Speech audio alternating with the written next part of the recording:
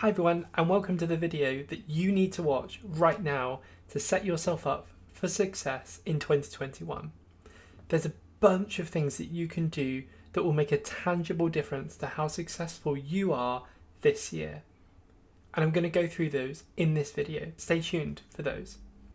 Before we dive into the content, just a quick ask. I think all YouTubers now have to say please like and subscribe, because without doing those things, the YouTube algorithm doesn't surface my video to anyone else, and then nobody else gets to engage with this content. So if you could spend 30 seconds doing those two things, I'd be massively appreciative. Thank you.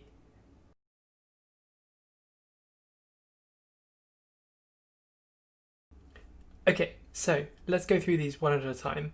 The first one, and the first thing you can do right now to set yourself up for success, professionally speaking, this year, is to set objectives and key results for the first 3 months of the year. So I want you to grab a piece of paper and write down what your objectives and key results are for January, February, and March. Okay, so let's start with what are objectives and key results, typically referred to as OKRs.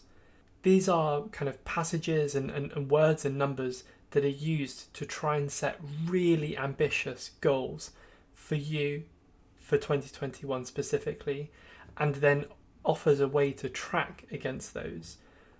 So the objectives themselves are super ambitious. So these are things that when you read it, you think, I cannot do this. Like that's almost borderline crazy. I want you to feel quite uncomfortable about setting an objective, because I want you to shoot as high as you can for the first 3 months of the year. The key results, or the KRs, come after setting the objective. And these are really measurable pieces that you can grade yourself against to see whether you're doing a good job against that objective. Ideally, objectives and key results should be made public, because it helps you hold yourself to account to what you're trying to achieve. But don't worry, most of the key results that you set yourself up for, and most of the objectives too, are things that you're not necessarily going to hit. And that's completely okay. What you're doing is you're trying to set the bar for yourself as high as you can at the start of the year, and you're going to shoot for the top goal possible.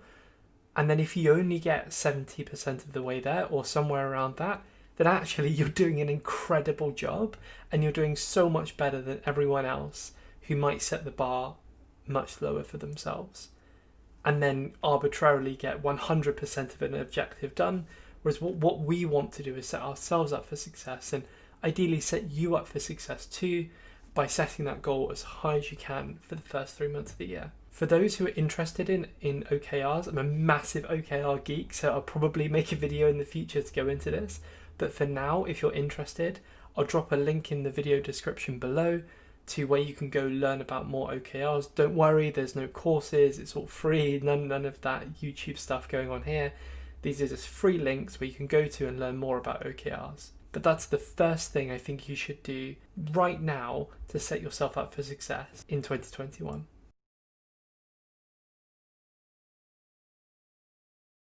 Point number 2, the second thing I think you should do to set yourself up for success in 2021. I want you, after you've gone through your objectives and key results, to assess your broader goals for the year. So what does this mean?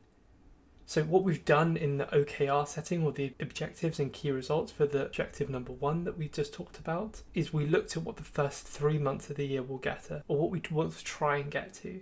What we're trying to do here for the second point is work out how the objectives and key results that we set for the first 3 months of the year help us build towards a bigger vision for the future. So that might be perhaps launching something new. It might be becoming a general manager at your business. It could be hitting some ungodly high sales numbers, whatever it is, but something that is lofty enough for you to be shooting towards for the entire year.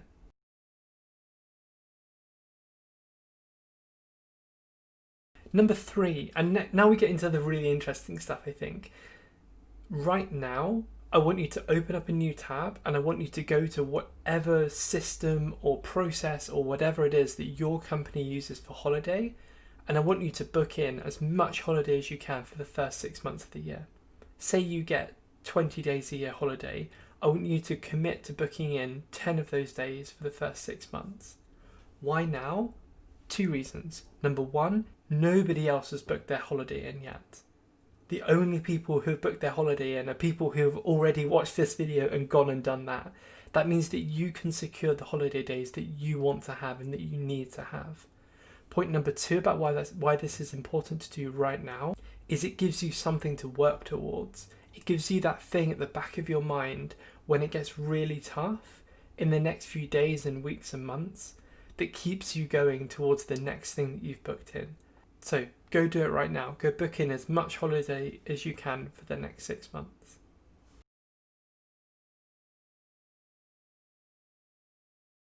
Point number 4, use a work planner. So these are typically physical books. It's up here on my shelf behind me that go through a day-by-day plan.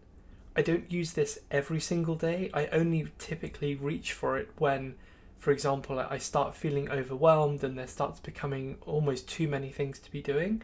Only then do I reach for the work planner so I can physically start writing down what I need to do just for that day.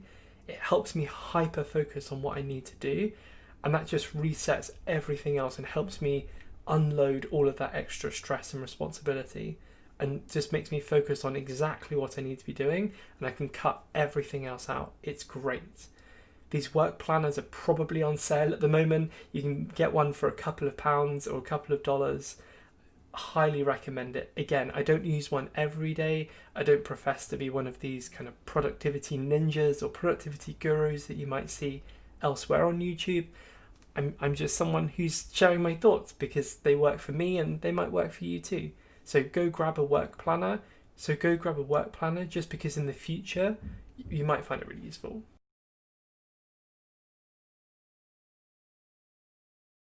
Point number 5, spend the few hours that you need to set up your workplace properly. You'll notice here that I have my microphone, I have my whiteboard behind me. Editing Jess will make sure that a photo pops up about what this workspace here looks like. It's taken me a few hours to get everything dialed and everything in the exact right place, but it's massively reduced the amount of stress I have and the amount of, oh, where's that cable? I know exactly where everything is, and it means I'm much more efficient when I come to actually executing against work in 2021. So make sure your workspace is set up properly for the start of the year.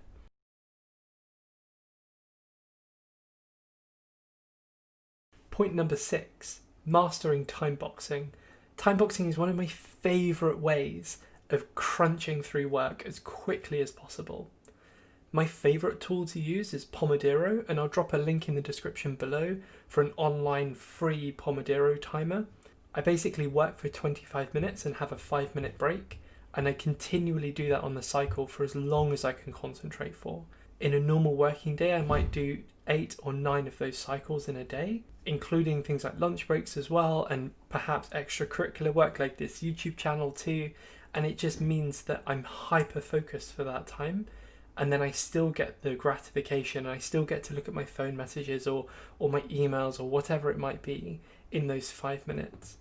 There's also a slightly longer one, which is where you work for 50 minutes and then have a 10-minute break. If I'm working on something that requires a lot more mental effort, or if I'm working on a bigger block of work, I might use one of those timers instead. Again, they will all be on this free Pomodoro timer that I'll drop in the link in the video description below. Make sure you check it out.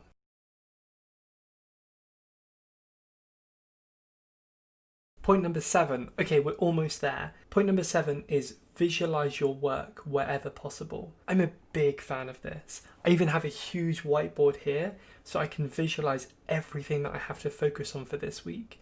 And I spend the weekend cleaning it all back and starting again from fresh. It's like a mega to-do list for me, and I love it. It keeps me hyper focused on what I need to be working on right now. There are also online tools you can use to help visualize different things. Perhaps you're working collaboratively whilst remote in a team, and something like Miro or Jamboard, I'll drop links in the video description for those, are free online tools you can use to get everybody literally and figuratively onto the same page about what we're talking about. loads of dragging and dropping, loads of collaborative working. I found this really useful in trying to net out some of the more trickier problems that I might face in my day-to-day work.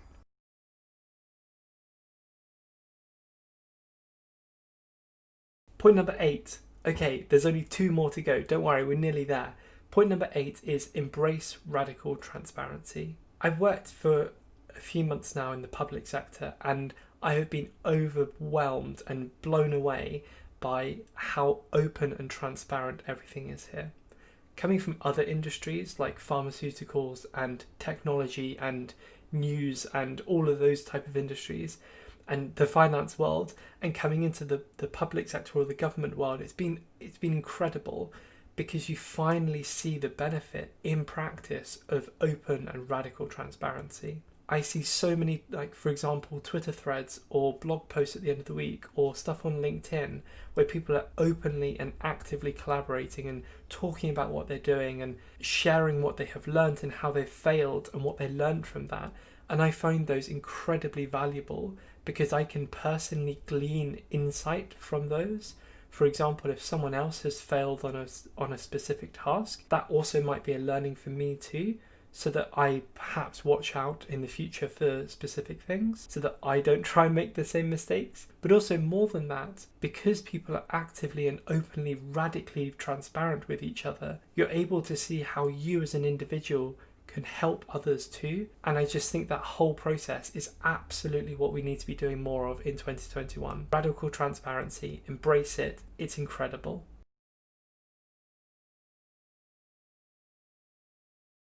Okay, point number 9, we're so close now, is eliminate interruptions. Interruptions are one of my least favourite things.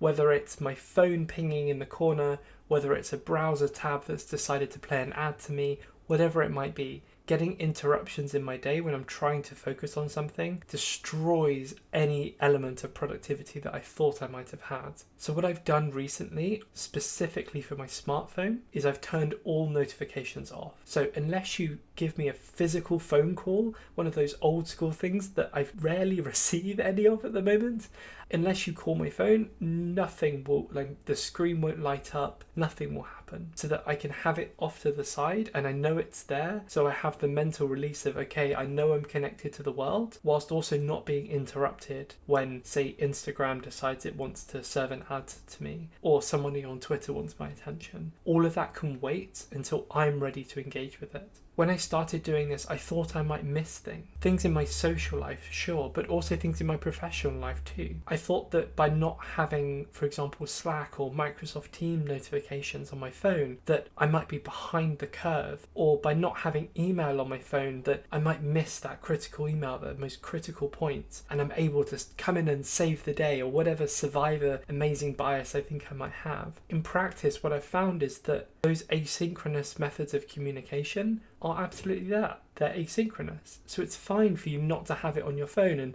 to be staring at it at all times. So turn your notifications off. You won't regret it. You won't miss anything really important, because if it was super important, they're just going to give you a phone call anyway.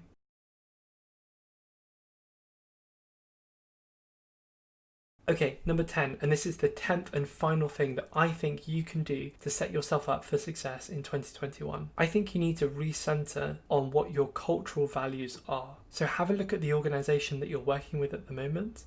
Have a look at some of your friendship circles that you might have. Have a look at where you are digesting new information from, the podcasts you listen to, the audiobooks you consume, the newspapers that you might read. Try and align all of those together, because ultimately you're going to be spending most of your life doing one of those things. If not, you're asleep and probably dreaming about some of those things. So it's really important to make sure at the start of the year that you are culturally aligned to what you're engaging with and being engaged with in 2021. So those are my top 10 tips for how you can set yourself up for success in 2021. I've dropped links in the video description below for all of those. Please like and subscribe, because I think that's what YouTubers now have to say in order to get the algorithm to be nice to them. So if you could do that, that would be amazing. And please let me know what your favourite things that you're doing right now to set yourself up for success in 2021 are. Thanks, have a nice day, bye.